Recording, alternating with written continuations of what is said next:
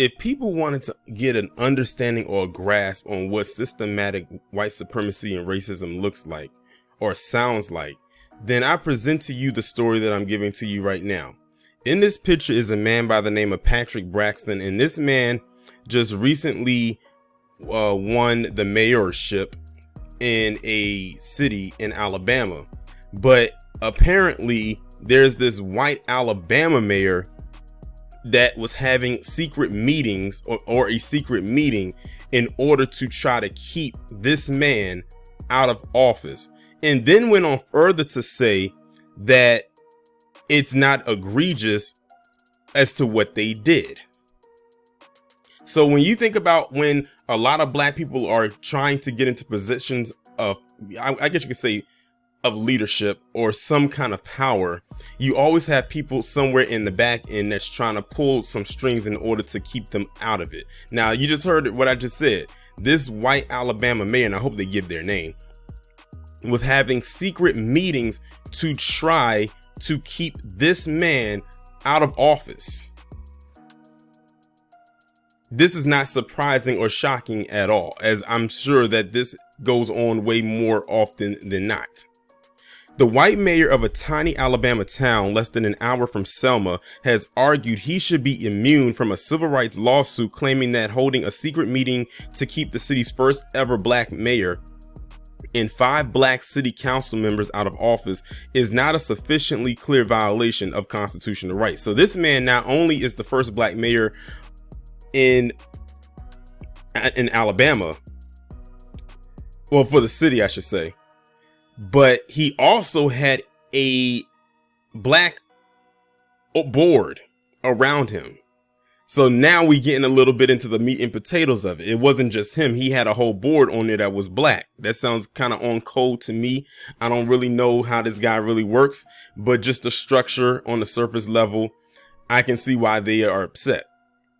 Patrick Braxton, along with James Ballard, Barbara Patrick, Janice Quarles, and Wanda Scott, sued the city of New Bern, Alabama, and alleged that despite being legally entitled to take office, they were prevented from doing so when white residents refused to accept the results of a 2020 election.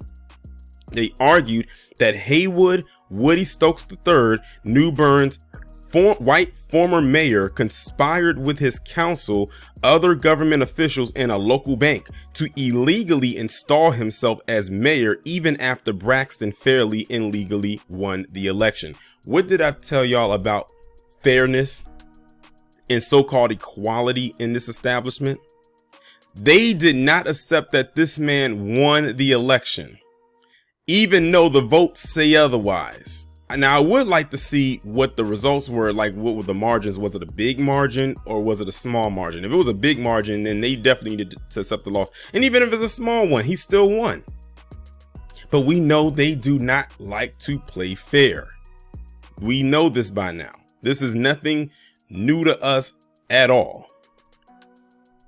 Braxton now argues that he was elected mayor by default and that as a result, he is the first black mayor of New Bern in the town's 165-year history. The plaintiffs filed a lawsuit in 2022 in Alabama State Court claiming violation of federal civil rights law, violation of equal protection, and unlawful racial discrimination. In the complaint, they noted that the 85% of the residents of New Bern are black, in that the city has had a majority black population for over 50 years. Now, peep that. They are the majority. Black people in that town are the majority of that town. So it would make sense that, they voted for a black mayor, hopefully not just based on, okay, he's black. No, make sure that his policies are going to align. Apparently, the former mayor, the white guy, wasn't doing what he was supposed to be doing, that they voted him out and voted this guy in. And again, this town is majority black. Yet, even with all the black people that are there, you still had a pocket of PC individuals plus the former mayor who not only conspired with each other in secret meetings to keep him and his board out of office, but also reinstall himself in as if he won the election to get back in. So as you can see, when they say majority rules, that's not always the case, especially when it comes to white supremacy. New Bern is governed by a mayor and 5 town council members, all of whom are elected on the 4th Thursday of August for 4-year terms. According to the city's municipal code, the mayor must notify the public of an upcoming election, and residents who have lived in New Bern for at least 90 days prior to the election may run for election. According to Braxton's complaint, New Bern had not held an election in decades in 2020, and instead the position of mayor was inherited by a hand-picked successor who then in turn selected the 5 council members. Per the filing, because the office of mayor was treated as a hand-me-down position and all prior mayors have been white residents, no black resident of New Bern has ever served as mayor prior to November 2020. Only one black person has ever been selected service as a town council member. In other words, the council still remains a majority white body. Now that's interesting. They said they have not had an election in decades, and that this was an inherited position. Basically, they just said, okay, who wants to be mayor? And if we feel you can do a good job, we'll pick you. Now you got to think about that. They didn't pick the white guy. They picked him. In other words, this guy must have thought that he should have just had it. He just knew they was going to pick him. But again, this is a majority black town, and they've always had a white mayor. Going back 50 years, they've always had a white mayor in a majority black town. Let that sink in. And I guess he got upset because the tradition was about to be broken via this guy right here and his council members. So he feeling a little bit more saltier than an Auntie Anne pretzel. Braxton said in April 2020, he informed Stokes that he intended to seek election as mayor, but that Stokes intentionally provided him with incorrect information as to how to qualify for the election and failed to notify the public about the election. Despite any attempts to deter him, Braxton said he followed the law and properly qualified as a candidate. Braxton said that Stokes did not bother to qualify as a candidate himself, even though he knew Braxton was planning to challenge him. Braxton alleges that after he won the election, county probate judge Crawford told him that since no one had qualified or been elected to town council positions, Braxton could appoint council members. Braxton said he asked both black and white residents to serve, but no white residents agreed to join his council. So that would explain why or how he got that all black town council. And we know why they wasn't going to serve with him, because they wasn't about to serve with a black guy. They wasn't about to be his under him, so to speak.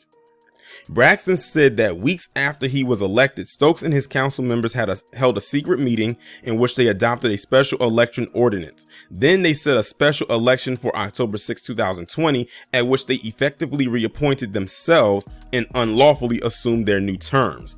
At the same time, a separate legal battle over Alabama's illegally gerrymandered congressional districting map was heading to the U.S. Supreme Court. Ultimately, a sharply divided Supreme Court struck down Alabama's map on the basis that it likely violated the Voting Rights Act. In their complaint over Braxton's election, the plaintiff alleged that a conspiracy to keep him out of office went beyond Haywood and his council. They also accused the People's Bank of Greensboro and Lynn Thebe, the local postmaster, of furthering the plot. Braxton said that locks were changed at Town Hall until official documents were removed and secreted from him. The defendants removed the case to federal court in the Southern District of Alabama, in which U.S. District Judge Christy Dubose, a George W. Bush appointee, will preside. Prior to her appointment to the federal bench in 2000, Dubose served as chief counsel for then U.S. Senator Jeff Sessions. The defendants filed a motion to dismiss Friday, in which they assert they are entitled to qualified immunity because the law is not clearly established regarding the actions to be taken by officials in a town that has not held an election in decades. Qualified immunity is a judge-created concept that shields federal and state officials from liability. It requires a plaintiff to show the right they were deprived of is either specifically codified by statute or was otherwise clearly established by case law at the time of the incident. Stokes and the others argue that they should not face liability because no other case has set forth facts even remotely close to the facts set forth in this case, and that their conduct was not so egregious that a constitutional right is clearly violated. But you was holding secret meetings. They actually feel like they did nothing wrong. But this is very typical of PC, as we all have come to know of their history from the past to the present. If the defendants prevail at the immunity phase of the case, the litigation will not progress to the point at which the plaintiffs would need to establish the facts that they allege their complaint. Further, the defendants argue that Braxton's merely being black is not sufficient to prove that he was discriminated against on the basis of his race. This is typical why I'm white and I'm say so. But again, this is for those again who don't have an idea of what systematic dub S is. This is a modern day glance at it right here, where you can literally pull something like this that you know is illegal and get away with it, and you have everybody on your side. Critics of qualified immunity are found all along the ideological spectrum. Regularly among them is Supreme Court Justice Clarence, who has often explained that the concept was initially meant to guard against abuses against formerly enslaved people in the post-Reconstruction era. Counsel for the parties did not immediately respond to a request for comment. That's messed up that they actually did this to this man and his counsel. But I'm not surprised by this. One, look at the state. It's Alabama. I'm not surprised. And again, this is a majority black town that this occurred in. And look at how much power they had. And I'm talking about the PC, not the black people. Look at how much power they had just as a small minority, a very small minority, over a significant majority that's been like that for at least 50 years. And again, like I said, going back to what I originally said, they've always had a white mayor until him, and they couldn't take it. They try to say it's not about race. It is. When something like this comes up and they love to say that it's not about race, it usually is. But as I'm reading, they are feeding everything to the PC side as if they were right and justified in what they were doing. But that's politics for you. These politrictions or these polygriftions, that's the new word that I came up with as well. And I think also too, is not only just because he's black, but they probably feel that this guy's actually going to do what needs to be done for this town. If y'all remember, I had did a couple of videos, I think last year, about that black woman down in North Carolina who was the town manager. And she basically came in, she was getting ready to clean house, clean shop, and do what had to be done. That whole the police departments down there, well, I don't know how many departments it was, they all quit with the exception of a few. They all quit. And the thing is, I don't think they was really working that many hours like that, and they still quit or resigned or whatever the case may be. Because they said, I forgot what they said. They said that she was doing too much, or she was in over her head, some nonsense, but it was again because she was a black woman. And they all left. They all quit on her, and they all resigned. And how ironic when she ended up stepping down because, you know, it was a lot of pressure on her after being there for like 2 months. Guess what ended up happening? They all started to come back. Why? Because they ended up getting a new town manager, and that town manager was, you guessed it, PC. Some of y'all remember that story because I talked about it last year. I think I did like 2 or 3 videos on it. And I think the same thing happened with a teacher out in Baltimore, where she was like, she transferred to a school down in Georgia. And I think she was like, I forgot what she was doing, but it was something in education. Same kind of thing happened with her, just in education. So like I said, it goes back to PC really feels like they should not be under the leadership of black people, especially a black man. I've even heard stories from people who have said where they are the manager of a particular store, or they have a high role position in wherever they work, and they say some of the people that give them the most problems are PC, because a lot of them feel like they should not be working underneath anybody. And that's why I keep telling people, don't let them sit there and try to fool you in claiming that they don't know the history of how leadership is and how the hierarchy works, just overall, where they are supposed to be at the top and we're at the bottom, not the other way around. So I truly believe that's what played out here.